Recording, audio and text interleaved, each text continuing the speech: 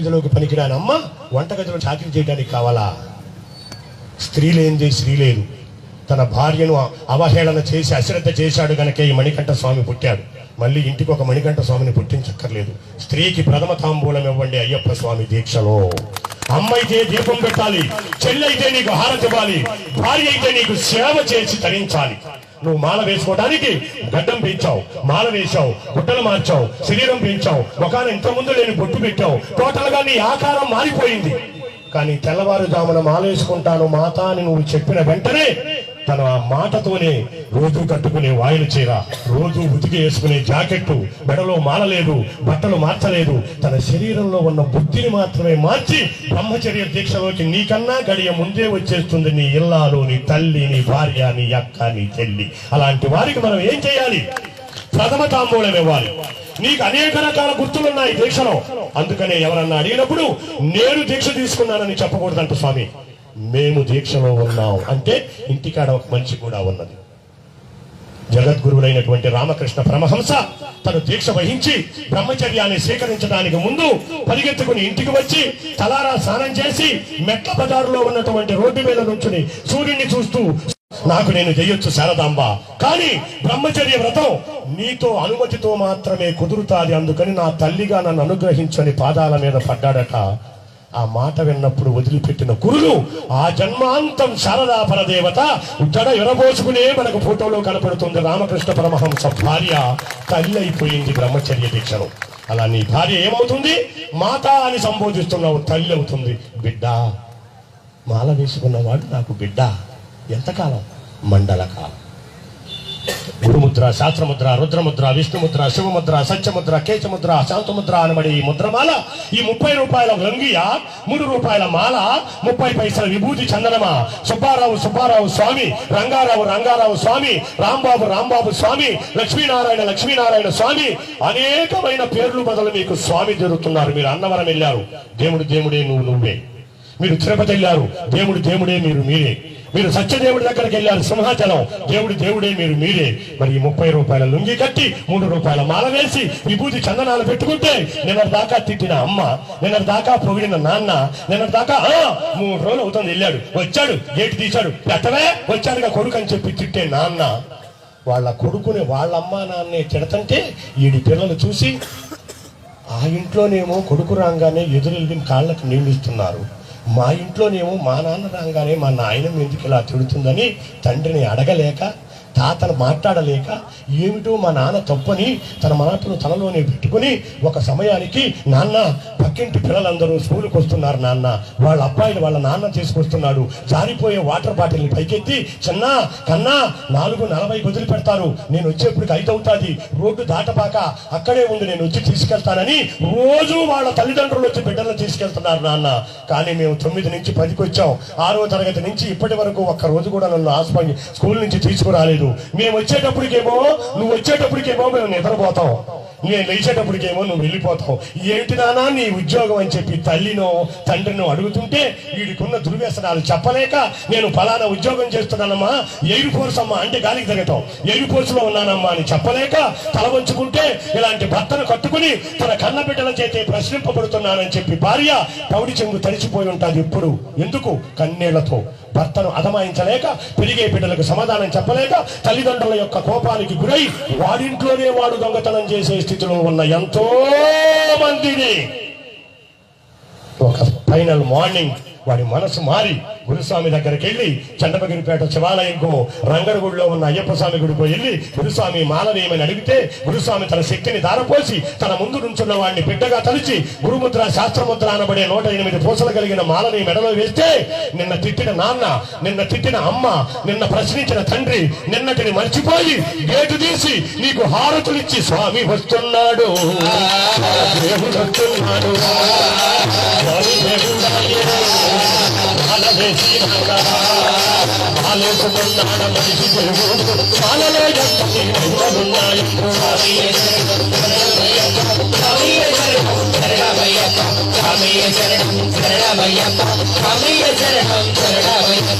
నిన్నటి వరకు నీ జీవితం వేరు, నీ మాట వేరు, నీ పలుకు వేరు, నీ తిండి వేరు, నీ నడక వేరు. కానీ తెల్లవారుజామున ఒక్కసారి నీ మాట నడక అన్ని మారిపోయాయి. స్వామి అనగానే ఒంటిలో ఎన్ను పూసలో చలి బయలుదేరతారు. నిన్న తిట్టింది అమ్మ, ఇవాళ ఆరతిస్తుంది అమ్మ. 40 రోజులు నిన్ను దేవుణ్ణి చేసింది, 41 రోజు ఇరుముడి కట్టింది, 42 రోజు బస్ ఎక్కించింది, 49 రోజు తిరిగి ఇంటికి వచ్చారు. కర్మజాలకు ఆదివారం వస్తే ఆదివారం సాయంత్రం మాయమవుతున్నావు, మంగళవారం దాకా మళ్ళీ కనపట్టలేదు. అమ్మ అబ్బాయి ఇంటికి వచ్చాడు కదా అంటే వచ్చాడు పిన్నాం ఆదివారంగా. వాళ్ళంతా ఫోన్ చేశాడు, హలో కమింగ్ సార్ అన్నాడు. 40 రోజులు నీ మెడలో పాము లాంటి మాలతో నువ్వు దేవుడు అయ్యావు. 49వ రోజు ప్రాకుడు మెట్ల మీద జారిపడినట్టు మళ్ళీ వెళ్ళి ఆ కుట్టుకాడికి వెళ్ళి పడిపోయేవరే. మాలేసుకుంటేనేరా ఈ స్వాములు, మాల తీస్తే అందరూ ఆ స్వాములేరా అంటుంది సమాజం. మనం మారాలి మన జీవితాలు. ఒక్కసారి మాల వేసుకుంటే నీ జీవితంలో వచ్చిన చైతన్యం, ఒక్కసారి మాల వేసుకుంటే నీ జీవితంలో వచ్చిన మార్పు మెట్టు మెట్టుకు పెరిగినట్టు అలా మెట్టు మెట్టుకు పెరిగి కొబ్బరి చెట్టుగా మారి నువ్వు సమాజానికి ఉపయోగపడరా అని చెప్పి 18వ యాత్ర చేసిన వారికి కొబ్బరి చెట్టు ఇచ్చింది శబరిమల యాత్ర దీక్ష. ఆలోచించుకోండి. ఎవరి సెల్ఫ్ థింకింగ్ హయాం. నేను ఎవరు, ఎక్కడున్నాను, ఎటుపోతున్నాను. 40 రోజులు నాకు సమాజం పెద్దపీట వేసింది, మీ మెడలో దండ వేసి. 49వ రోజు మనం ఏం చేస్తున్నాం అనేది తెలుసుకున్న నాడు, నా మాటలిని ఒక్కడు మారిన నాడు నా జన్మ ధన్యం. ఈ పూజ చేయించినందుకు 4 లక్షలు ఖర్చు పెట్టి వాళ్ళ జన్మ ధన్యం. చూసిన ఇనిన మీరందరి జన్మ ధన్యం. తల్లిగా మనకు అనేక సేవలు చేసి అనేక రకాలైన ఇబ్బందులకు ఎదురై అనేక రకాల ఇబ్బందుల్లో మనల్ని కాచి కాపాడి అమ్మ అమ్మా నువ్వు చేసిన బొమ్మలమమ్మ, చేసిన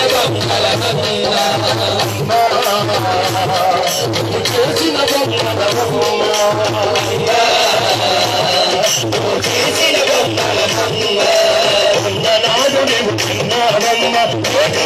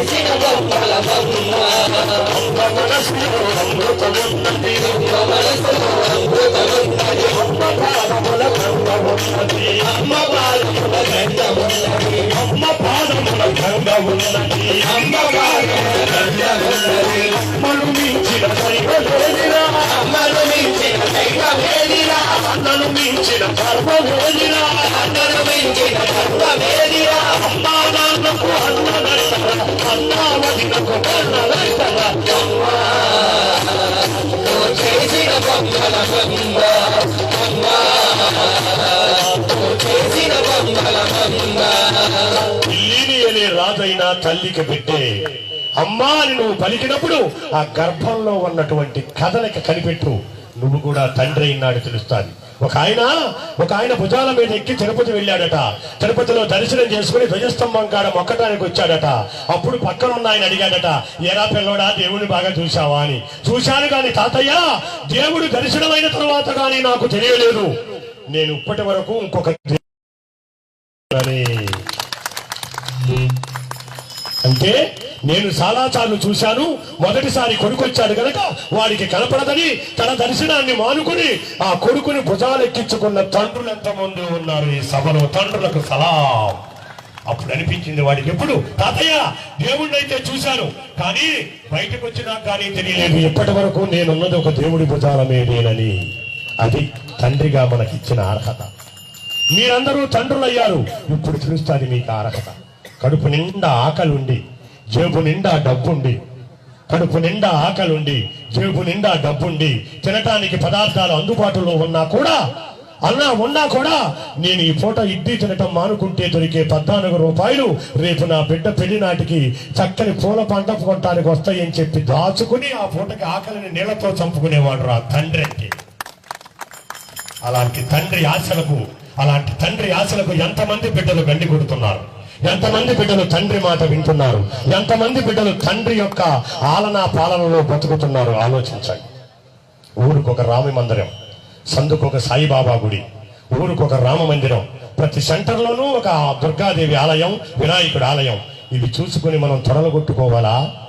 ఊరు బయట పిల్లలు వదిలేసిన పెద్దల కొరకు ఏర్పాటు చేసిన ఓల్డేజ్ హోములను చూసుకుని మనం సిగ్గుపడాలా తెలియని స్థితిలో ఉంది ఈరోజు హిందూ ధర్మం. మేమొస్తున్నామని మన ధర్మాన్ని పలచన చేయడానికి, మన ధర్మాన్ని విడదీయటానికి మన మధ్యకు దూరి వారు అందరూ వచ్చేసి మా మతం గొప్పది, మా దగ్గరకు రండి అని బొట్టు తీస్తున్నారు, తీస్తున్నారు.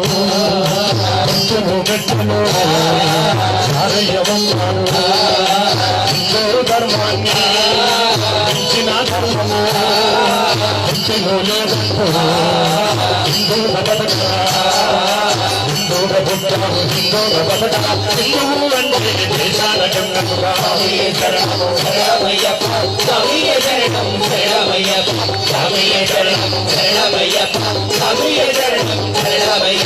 ఎక్కడో కేరళ రాష్ట్రంలో 4000 సంవత్సరాల నాడు ఆర్యాంబ శివగురువులు అనే ఒక పేద బ్రాహ్మణుల ఇంట పుట్టి కేవలం 32 సంవత్సరాలు బతికి నేను 32 ఏళ్లే బతుకుతానని ముందుగానే తెలుసుకుని బ్రహ్మరహస్యాన్ని 8వ సంవత్సరంలో బ్రహ్మగా సన్యసించి తన 32 సంవత్సరాల్లో 3 సార్లు ప్రాణగండాన్ని దాటి 32వ సంవత్సరం పూర్తవుతుంది. తెల్లారితే 33 వస్తుందనగా అందరూ చూస్తుండగా కేదారనాథ్ మంచు పర్వతాల్లో అలా సంగమంచింది కనపడకుండా మాయమైపోయి హిందూ ధర్మాన్ని రక్షించడానికి తన బ్రహ్మచర్యాన్ని స్వీకరించి అక్కడ శృంగేరి శంకరమఠంలో శారదాపీఠాన్ని మొదటి స్థానంగా, గుజరాత్లో ఉన్న ద్వారకలో ద్వారకాపీఠాన్ని 2వ స్థానంగా, బద్రీనారాయణ క్షేత్రంలో ఉన్న బద్రీనాథ స్వామిని 3వ స్థానంగా, మీ ఎన్నెముకలో వెనుకలే ఉన్నటువంటి పూరి జగన్నాథ స్వామిని 4వ స్థానంగా పెట్టి 4 పీఠాలు పెట్టి ఈ 4 పీఠాల మధ్యన ఉన్నది ఈ ప్రాంత దేశంలో, ఈ బ్రహ్మ పదార్థంలో ఈ భారతదేశానికి పూజ గది లాంటిదిరా మా భారతదేశం అని చెప్పి మనం హిందువులుగా బతకడానికి స్వేచ్ఛనిచ్చి ఇలా మైకులు పెట్టి మనం మాట్లాడుకునే స్వేచ్ఛను మనకిచ్చి తను మాత్రం 32 ఏళ్లకి అంతరించిపోయారు. ఎవరు? జగద్గురువులైన శ్రీ శ్రీ శ్రీ శ్రీ ఆదిశంకరాచార్యుల వారు. ఒక్కడి పట్ల తప్ప కొడితే ఏమవుతుందో పట్టుపోతే ఏమవుతుంది. ఎమ్మెల్యే గారు రోడ్డు వేస్తారనగానే బాధ చేస్తారనమాట. ఈ ఎమ్మెల్యే గారు వేసిన రోడ్డు మీద మనం నడవాలి అంటే, మనం ఉండాలి అంటే హిందూ ధర్మం బతకాలి కనుక ఆయన చనిపోయి మనల్ని బతికిచ్చాడు రా జగద్గురువులైన శంకరులు. ఎంతమందికి తెలుసు జగద్గురువుల శంకరుల గురించి చెప్పండి. మా మనవడు అడుగుతాడు, తాతయ్య ఎందుకు తాతయ్య రోజుకొకసారన్నా శంకరు ఆ తాతయ్య గారి ఫోటోలోకి వెళ్ళి మా తలకాయ ఇట్ట పెట్టుకుని బాధపడతావు అంటే, నీ మనసులో ఉన్నది నాకు చెప్పుకో, నీ బాధను నేను తీరుస్తాను రా, హిందువుగా పుట్టావు, నాకు బంధువై బతకరా అని చెప్పాడు శంకరులు. మనం హిందూ అనేవాడు ఇంట్లో ఉండవలసినవి నాకు తెలిసి 2వ ఫోటోలు మిత్రులారా. ఒకటి మీ కన్న తల్లిదండ్రులది, 2వది జగద్గురువులైన శంకరులది ముఖద్వారం మీద పెట్టుకోవాలి. ఎంతమంది ఇంట్లో ఉన్నదో మీరే ఆలోచించుకోండి గుండె మీద చెయ్యవేసి. బాహుబలి తీసిన వాడినో దాంట్లో నటించిన వాడినో నీ మోటార్ సైకిల్ మీద పెట్టుకుంటావా? ఆడా నీకు హీరో మీ నాన్న కాదా? 40,000 అప్పున్నా ఇంకొక 40,000 అప్పు చేసి 10వ తరగతికి వస్తున్నాడు, పిల్లడు చదువుకుంటానికి లేట్ అయిపోతుంది, సైకిల్ తొక్కలేకపోతున్నాడు అని తన జీవితాన్ని తన తాకట్టు దగ్గర 40,000 అప్పు తెచ్చి నీకు మోటార్ సైకిల్ కొనిచ్చి మోటార్ సైకిల్ మీద నువ్వు వెళ్తుంటే వెనక నుండి తలుపు చాటు నుంచి చూసి ఆ అప్పు యొక్క నీ తండ్రి కదా నీకు హీరో తండ్రి ఫోటో ఉండాలా? పవన్ కళ్యాణ్ ఫోటోనా లేదా ఇంకొక సినిమా యాక్టర్ ఫోటో ఉండాలా? ఎవరు నీకు హీరో?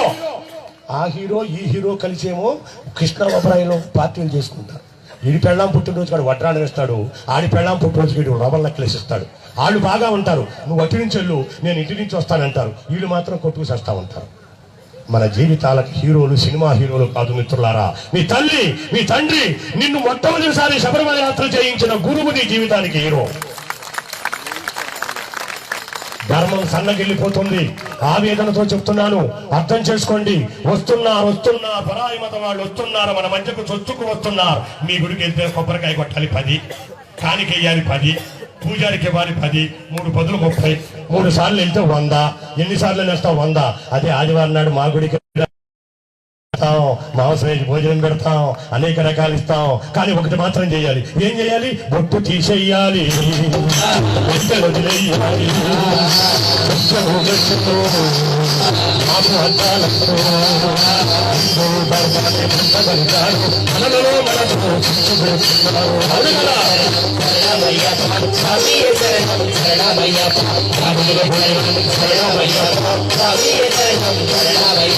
హిందూ ధర్మంలో లేనిది ఏమున్నదని మిత్రమా పరుగులెక్కుతున్నావు? నీ ధర్మంలో లేనిది ఏమున్నది? ఆ మతంలో అనేక రకాల సూత్రాలు, అనేక రకాల కాంట్రాక్టులు. పురుషుడు స్త్రీ ఒకటవటానికి వేరే అక్కర్లేదట. ఇద్దరు కలిసి అగ్రిమెంట్ రాసుకుంటారట, ఒకే క్వార్టర్లో ఉంటారట. ఎవరికి ముఖం వచ్చినా రెండవ వారికి అగ్రిమెంట్ చించేసి వెళ్ళిపోతారట. వాళ్ళ కల్చర్ అది. కానీ మన హిందూ వ్యవస్థ పావలా పసుపు, 10 రూపాయల తాడు, 350 రూపాయలు పెట్టిన చిన్న మంగళ సూత్రం అనబడే చిన్న బంగారు రేకు. పురుషుడు నిలబడి స్త్రీ కూర్చుంటే చెర మధ్యలో పెట్టి చెర తీసి మాంగళ్యం తంతునానేనా మమ జీవన హేతునామని చెప్పి మంత్రం చదువుతుంటే, మంత్రం చదివేటప్పుడు వేసిన మొదటి ముడికి తల్లిదండ్రులను, రెండవ ముడికి అన్నదమ్ములను, మూడవ ముడికి ఇంటి పేరును గోత్రాన్ని మార్చుకుని మీ వెంట వస్తున్నారే త్రిమూర్తులు. వాళ్ళు మన జీవితాలను ఉద్ధరించిన మహాదేవతలు. బియ్యంలో నుంచి రాళ్లు వేరు చేయవచ్చు, అన్నంలో నుంచి గంజిని వేరు చేయవచ్చు, ఇసుకలో నుంచి తైలాన్ని వేరు చేయవచ్చు, బంగారంలో నుంచి రాగిని వేరు చేయవచ్చు, కోడిగుడ్డులో నుంచి పిల్లను వేరు చేయవచ్చు. కానీ ఒక్కసారి రెండు కలిపి మద్దన చేస్తే జీవితంలో ఏ సైన్స్ విడదీయలేనిది, ఏ ప్రొఫెసరు వేరు చేయలేనిది జీలకర్ర బెల్లము అనే 2 పదార్థాలను కలిపి మస్తకం అనే బ్రహ్మరంధ్రంలో తమలపాకుతో పెట్టి తెర తీసి ఒకరి ముఖంలోకి ఒకరు అరాఘడియ చూసుకోవాలట. అంటే 1.5 నిమిషం చూసుకోవాలట. తీసినప్పుడు పురుషుడు చూస్తాడట, నువ్వా నా జీవితాన్ని ఉద్ధరించి నన్ను ఒక ఇంటి వాడిని చేసి ఒక సమాజంలో ఒక బిడ్డకు తండ్రి చేయటానికి వచ్చిన దానివి నువ్వా? ఎంత త్యాగం చేశాడు మీ నాన్న. బంగారం దానమిచ్చారు, ఆవుని దానమిచ్చారు, భూమిని దానమిచ్చారు.